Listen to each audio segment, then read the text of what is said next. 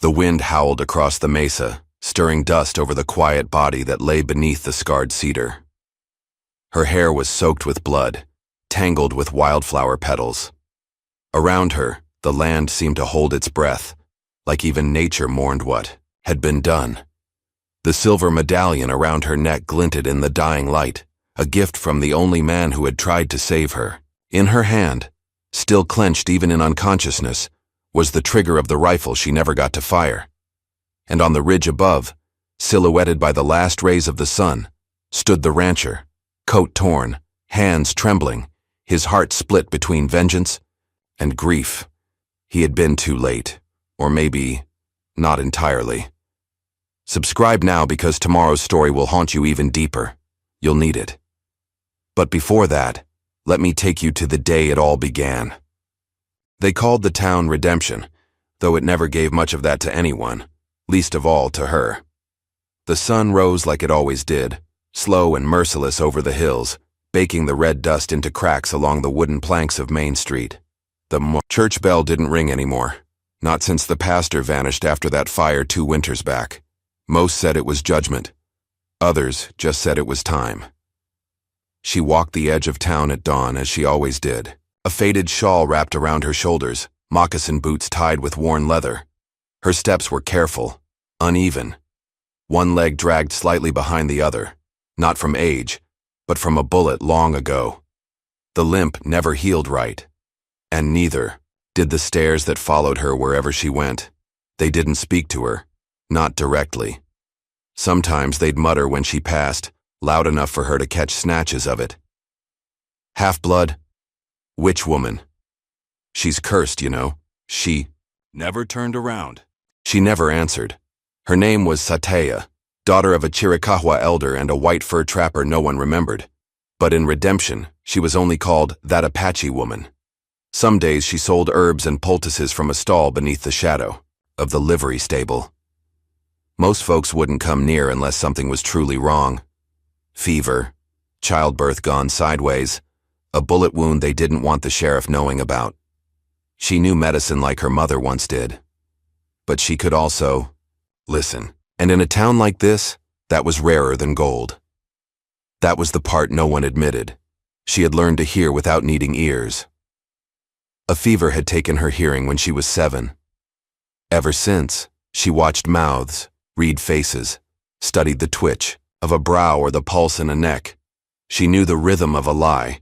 She could see sorrow before it ever spilled into tears, and yet no one looked her in the eye.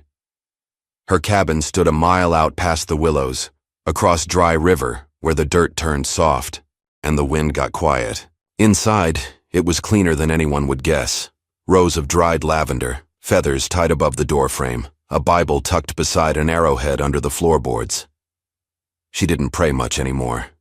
Not to the God the white men spoke of, or to the mountain spirits her mother once danced for under full moons. She prayed to silence. There was power in not being heard, she'd learned, power in being overlooked. That was the only reason she was still alive. They didn't just shun her, they feared her. They feared the scar that ran like a branch down the side of her face, split from temple to jaw, where a man once tried to claim her in the way so many did to women they thought no one would protect. She'd fought back, left him with one eye and one less finger.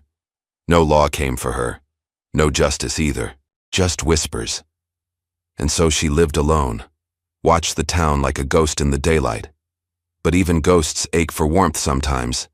She watched the children from behind the general store, laughing and playing with toy guns, never thinking the bullets might be real someday. She watched the women in their Sunday dresses, walking in 2s and 3s, always turning just enough so she wouldn't brush against them. The only voice that greeted her in weeks had been from the undertaker's boy, who didn't know better. "Ma'am," he'd whispered once, eyes wide as moons. "You really drink snake blood?" She didn't answer, just smiled that slow, crooked smile and tilted her head. He ran like the devil was at his heels. That was fine. Loneliness was quieter than betrayal. Her evenings were always the same. Brew a cup of steeped chamomile, read the sky, listen to the wood crackle. Some nights she danced barefoot in the dirt behind the cabin. No music, just memory. She let the Air moved through her like it did when her mother was alive and singing with her hands in the smoke. But one night, weeks before the blood, before the cedar tree, before the rancher, there was a sound. She didn't hear it, but she felt it. Tremble in the ground, a hum in the doorframe, hoofbeats. She stepped outside and saw the stranger, a man on horseback, broad-shouldered and bleeding from the arm. His coat was torn, his face unshaven. He wasn't from town, that much was certain. Too clean behind the eyes. He dismounted like he hadn't in days and collapsed into her arms without a word. She caught him, and in that moment she knew two things. This man had run from something he hadn't yet spoken aloud, and the storm that chased him would soon find her too. If this is breaking your heart already, you haven't seen the worst yet. Tap subscribe. I've got another truth waiting for you tomorrow. He slept for nearly 2 days. She kept. The fire burning low and the room cool, changed the dressing on his wound, never touched his boots. That was something her mother once told her. Never take a man's boots unless he gives them to you. It's how you know he plans to stay. So they stayed by the door. He muttered things in his sleep. Names. Places. Jonah. Fort McCall. Black. Smoke. Run. She didn't understand all of it. But pain was a language she had long since mastered, and he was fluent. When he finally woke, his eyes opened slowly, adjusting to the candlelight. "You deaf?" he asked, voice rough as gravel. She raised an eyebrow, nodded once. He blinked, sat up with a grunt, looked around the room like it wasn't real. "You stitched me up?" She gave a half smile. No one else would have, she thought, but didn't say. He studied her, not with the fear or disgust she expected. No sideways glances, no sudden pulls of the blanket like she might curse him in his sleep. Just curiosity, respect even. "You got a name?" he asked. She nodded again, then pointed to her chest. "Sataya." Sataya? Close enough. He gave a low whistle and leaned back on the cot. "Name's Eli Carver. Outta Texas, or at least I was." He didn't ask for food, but she handed him a tin plate of cornbread and beans anyway.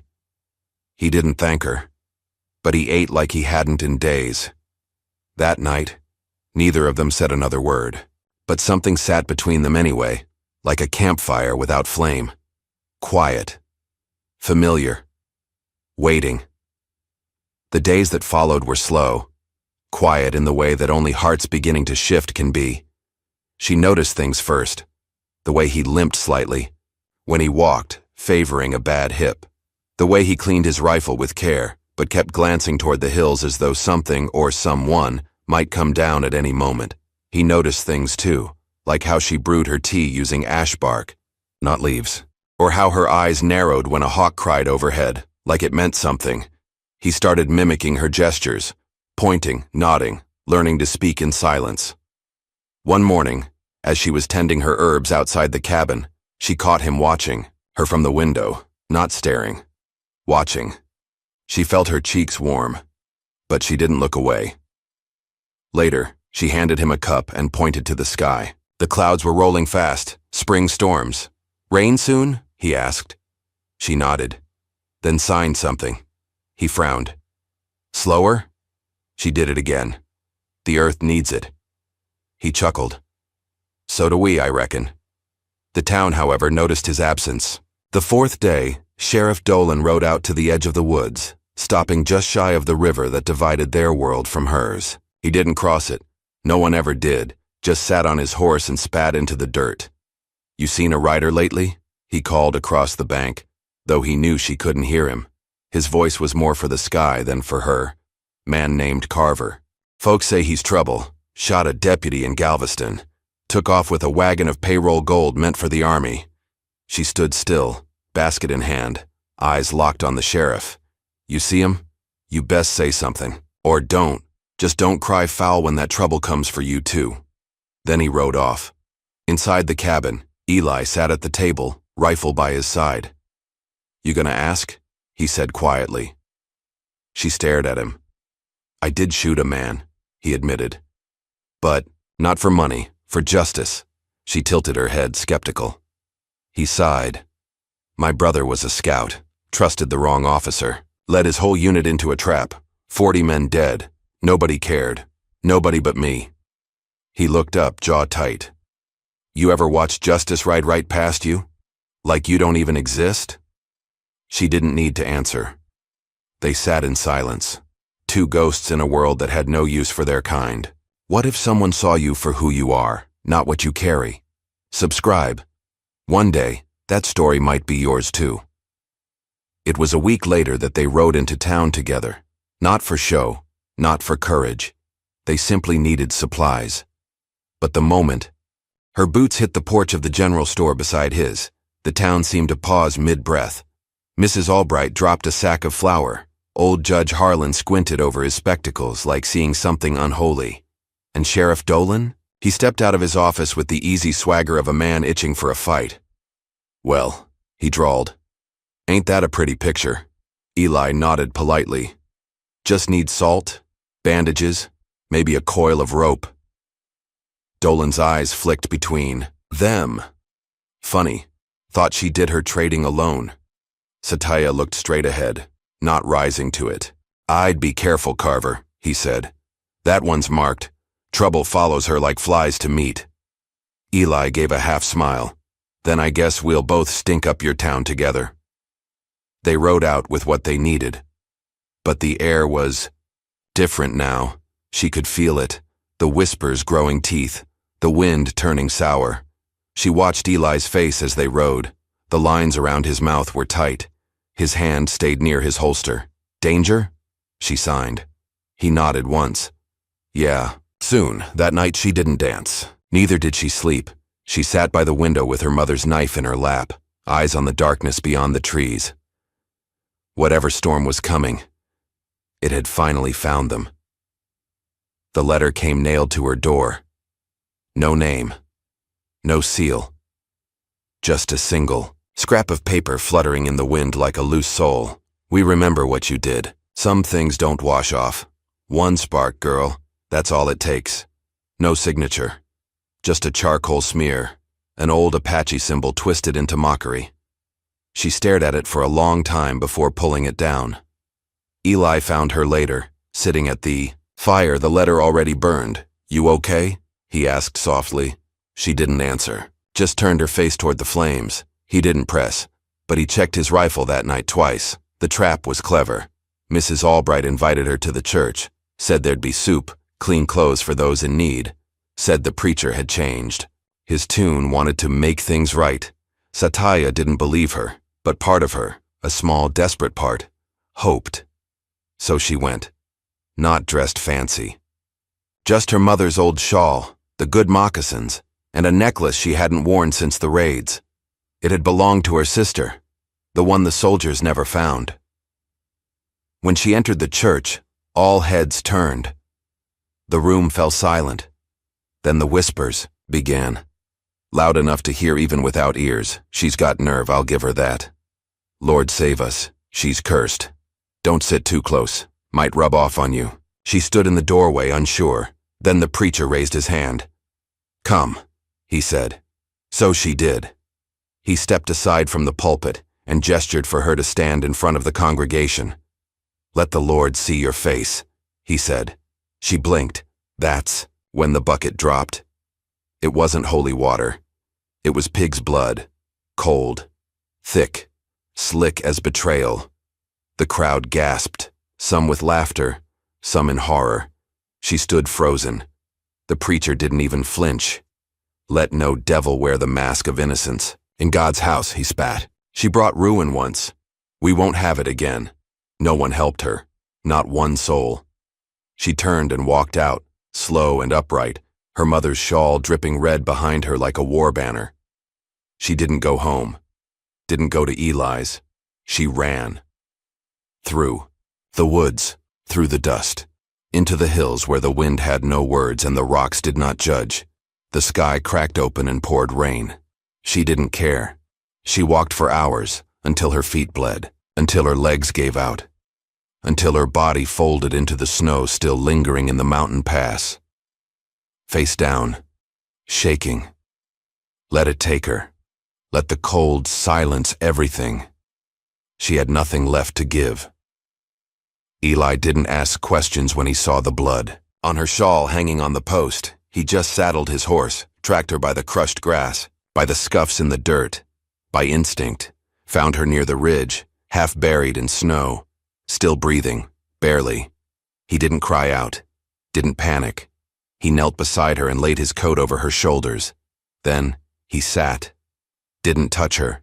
Didn't move her. Just waited. After a long time, she stirred. "You came," she signed. He nodded. "They poured blood on me." His jaw tightened. She blinked hard. "My mother warned me. Said they'd never forgive me for surviving when the others didn't." He looked her in the eyes. "They don't get to write your story." Her lips trembled. "But they are." "Then we burn the damn pages," he said. He carried her down the hill, but not like a hero. He let her walk when she could, held her up when she faltered, didn't speak again until they reached the cabin. Inside, he made her tea. Sat by the fire, while she washed the filth from her skin. Then, when she was ready, she stepped out of the washroom, wrapped in a wool blanket, and looked at him like he was the only still thing in a storm-tossed world. She pointed to her chest. "I'm not clean," she signed. He rose slowly, crossed to her, lifted a hand but didn't touch her, just held it near her heart. "You're not dirty." She shook her head. "They hate me. They don't matter." She stared up at him, eyes glossy, lips trembling. "I do," he whispered. "You matter." Her breath caught. A long silence stretched between them. Then she stepped forward and leaned her forehead against his chest. He didn't wrap his arms around her. He let her decide. And she did. That night, she sat by the fire with her journal open. She couldn't hear the wind outside, but she could feel something shift. Not the world, not the town, just her. And sometimes, that's enough. They thought she was broken. But someone saw gold in the ashes. Subscribe. I promise you. Tomorrow's story will prove love still lives out here. Spring crept into the valley slowly. It didn't announce itself, just whispered through. The thawing creek and the fresh green tips on pine branches, Satya and Eli had found their own rhythm. Each morning began with work. Real, honest, callous-making work. Fencing the outer pasture, patching the leaks in the barn roof. Breaking, wild horses that kicked and screamed like ghosts from their pasts. But she liked the ache in her muscles. It felt like proof. Proof she was still here, still standing. And Eli. Eli had started smiling again. Not the half-smile he wore in town to keep folks from asking questions, but a real one. They rebuilt the old ranch house together. He let her choose the color for the shutters, a soft faded blue like river glass. She carved a wind symbol above the front door, her tribe's mark for protection. He built a swing on the porch. She wove Apache prayers into the curtains. There was no grand ceremony, no church wedding, no white dress. But one night, by firelight, he brought out a simple ring carved from a horse's bridle and said, "You don't have to wear it, but I'd feel better if you did." She took it, not because he asked, but because she wanted to. The world wasn't quiet, though. Trouble still rode the horizon. One morning, Eli returned from town, pale and tight-jawed. "Marshal Burns is back," he said. "Asked about you." Satya's shoulders stiffened. She knew that name. Burns was a war hero once, Apache territory veteran, then turned lawman. He had a reputation for cleaning up the borderlands, the kind of man who saw mercy as weakness. The kind who looked at her and saw a story that should have ended in fire. For 3 nights, they slept with rifles by the bed. For 3 days, they kept the horses saddled and ready. But Burns didn't come to the ranch. Not yet. Instead, he sent a letter. "You've got 7 days to hand her over." Then I stopped asking. There was no legal seal. No formal charge, just a challenge. Eli crumpled the note and threw it into the stove. But Satya didn't speak. She just stared at the flame until the paper turned black. On the 6th night, she packed her things.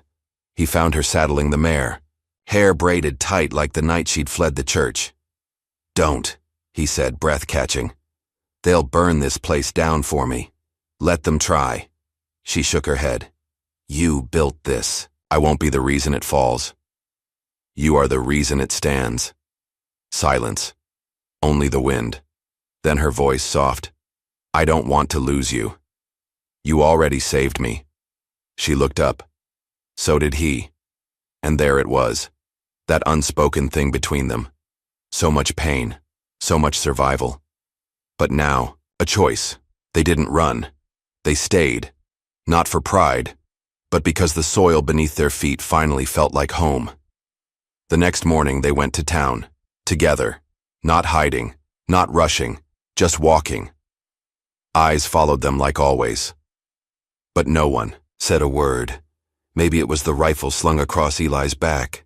Maybe it was the quiet fire in Sataya's eyes. Or maybe, just maybe, people were tired of being cowards. Marshal Burns was waiting outside the saloon. He stood tall, clean-shaven, at crisp. "Ain't smart," he said, glancing at Eli. "Harboring a fugitive. You know what she's done?" Eli didn't flinch. "I know who she is," Burns scoffed. "You think this ends in peace?" Sataya stepped forward. "It ends how it ends. But I'm done hiding." Burns studied her for a long, long moment. Then, he tipped his hat. "Not out of respect and but calculation. This ain't over." And he left, just like that. But they both knew. He'd be back. And next time, he wouldn't come alone. That night, Eli held her hand in the dark. "Whatever's coming," he said, "we face it together." She nodded, because she finally believed that too.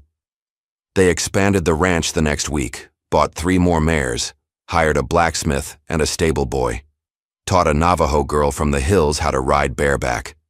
The land began to bloom. So did she. Every sunrise was a choice, and every sunset, a vow. But even in peace, ghosts lingered. One evening, Eli sat staring into the fire. She touched his shoulder gently. "What is it?" He hesitated, then said, "There was a town, back when I wore the badge." She waited. "I was told to clear it. Said it was hiding raiders." He paused. "I burned it, found women, children, people like you." Her breath caught. He didn't look up. "I've never forgiven myself." Slowly she sat beside him, took his hand, pressed it to her heart, and whispered, "Then we start forgiving together. You've come this far with her. You felt that, didn't you? Subscribe. I want you to meet someone else tomorrow, someone just as forgotten." The snow came early that year, soft, silent, like forgiveness falling from the sky. Sataya stood by the stable, watching the flurries settle into the earth. The ranch was quiet. The wind had gone still. But inside her, the storm hadn't passed. Marshal Burns was back. This time with men, 10 of them, horses snorting, rifles gleaming. They rode through town like they owned the land. Like her name was still wanted. They gave Eli a choice, turn her in or lose everything. He didn't answer right away, and that silence hurt worse than any bullet. She saddled her mare without a word. The snow clung to her lashes. Her breath came, out in puffs. She didn't look back, not because she was proud, but because she was breaking. Eli stepped into her path halfway down the trail. Snowflakes dusted his shoulders. He didn't carry a weapon, just a piece of rawhide rope and something carved at the end. She frowned. "I never asked you to fight for me," she whispered. "I know," he said, and then he dropped to one knee. Not with fanfare, not with speeches, just a quiet promise spoken in frost. "I choose you, in front of God, in front of them, in front of whoever's watching." He held up the rope. It wasn't gold, it wasn't silver, just 2 feathers tied together, hers, and his torn from the eagle that flew over the mesa the night they first kissed. She knelt with him in the snow, not because she needed saving, but because she finally understood what it meant to be seen. The town gathered when the sun returned. Not for a trial, not for a hanging, but for a wedding. No preacher, no vows, just firelight, cedar branches, and a circle drawn in the dirt. Eli said, "I found my peace when I found her." Satya said, "And I found a home where I was never welcome."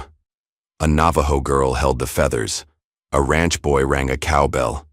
Even I, the sheriff, came, hat in hand, past sins heavy in his eyes. The townsfolk didn't cheer, but they didn't turn away either.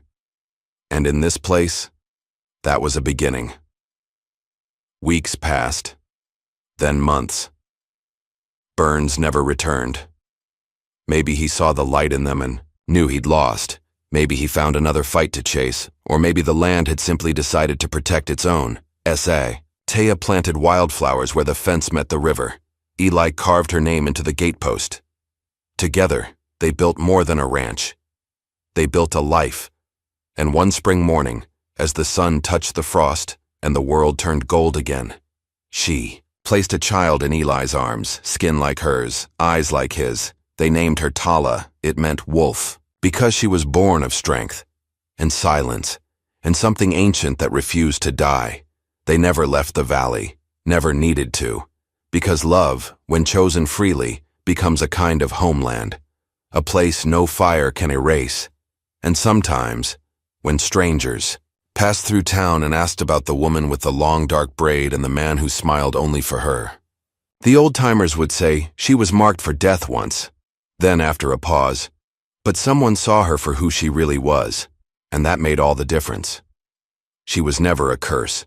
She was someone's miracle all along. Subscribe, and let me introduce you to the next miracle tomorrow.